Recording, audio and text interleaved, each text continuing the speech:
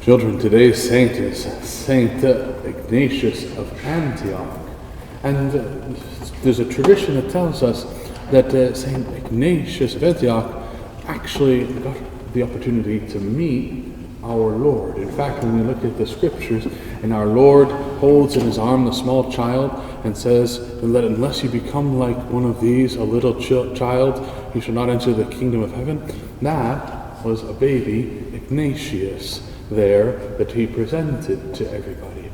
Whatever it may be, though, later on he would follow in those footsteps of the one who once bore him in his arms.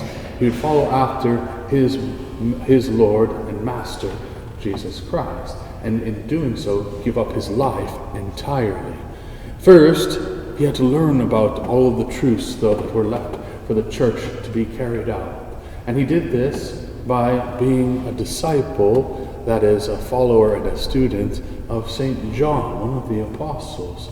And he would sit many a time and listen to all the things John could recount to him, all of the stories that he had about our Lord, all of the teachings of the faith that he had to give to him, the example, the virtues, everything he learned right from the mouth of St. John himself. And eventually, after he had been a long time learning from the apostle himself, and then later on had been ordained a priest, he was made a bishop, and he was put in charge of the see of Antioch, one of the places that St. Peter once was in charge of as well. And there he was a very good and holy bishop, but soon afterwards there came a great persecution that rose up, and Trajan wanted to get rid of all of these Christians because they wouldn't worship the same gods as he did, and they thought and he thought that was a threat to the power in the empire. And very quickly, many of the pagans began to bring all these Christians forward and present them and say that this one is a Christian, that one over here, he is a Christian, and they'd have to go in front for a trial and to see if they were actually enemies of the state because they held the faith, or if they were going to pretend to not be, or to cower in silence, or whatever it was. But not Ignatius. Ignatius recognized right away that when that persecution broke out, how was he going to expect all of his people that looked to him for guidance and instruction and what to do, to follow after that good example of being strong in the faith, if he wasn't to set the example himself?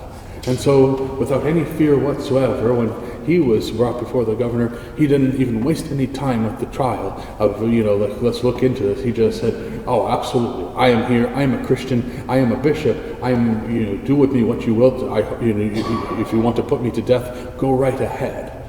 And that is exactly what they sentenced him to.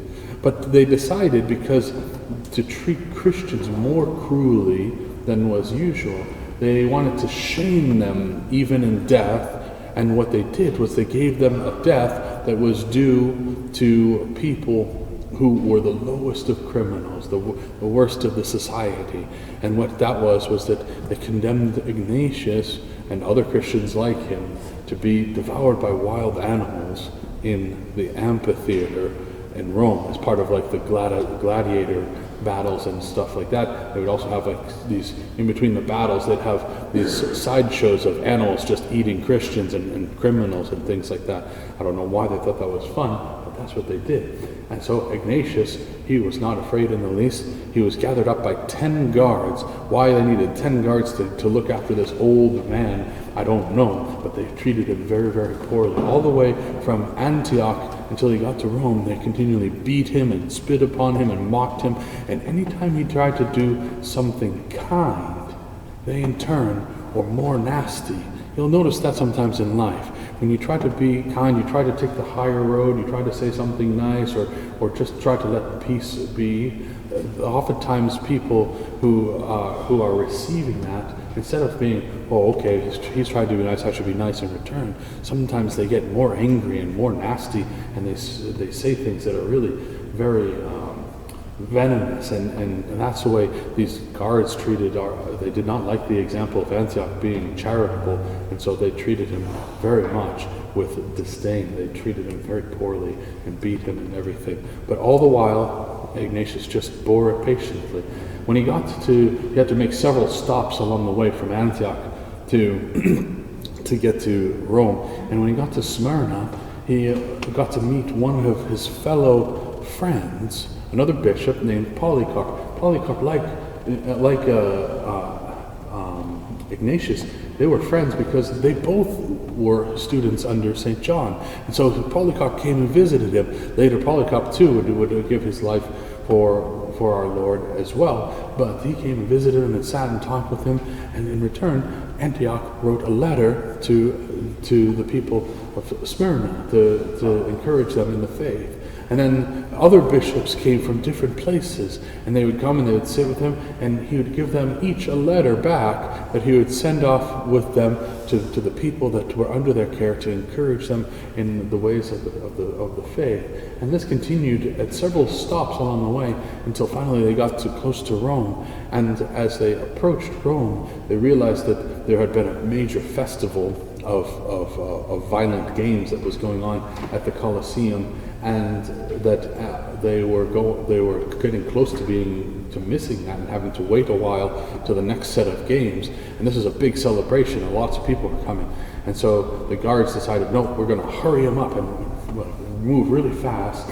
As soon as they got to Rome, they went straight to the Colosseum without taking a break for coffee or anything like that.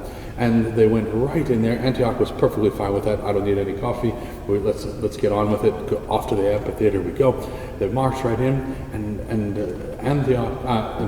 Ignatius had been praying all along that the animals, that he had heard the stories of other Christians who had gone and prayed, and by miracle the animals didn't eat them, and he didn't want that for himself. He said, oh no, I want to be devoured by these beasts as a good example of one truly faithful to our Lord, and also because of the fact that I am willing to sacrifice my life for God. I want to be a martyr.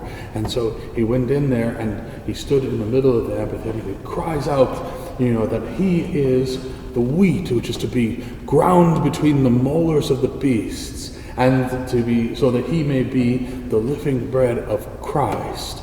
And with that, all the lions and tigers just pounced on him and tore him to shreds and devoured him. And that was the death, the martyrdom of St. Ignatius of Antioch. However, what was most interesting after the fact is that there are only the bigger, harder bones left of him.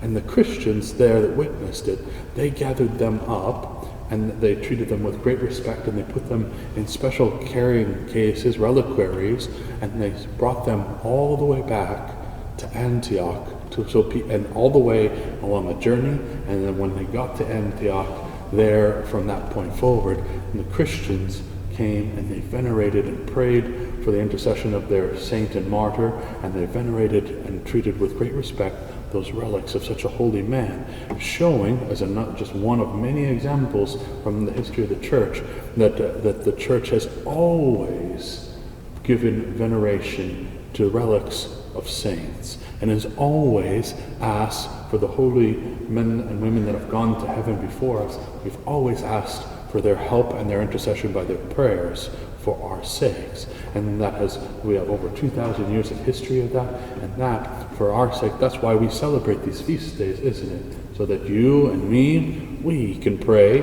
to the saints that we give honor to each day at Mass in the calendar, and that we can ask them to help us practice the virtues that they practice themselves.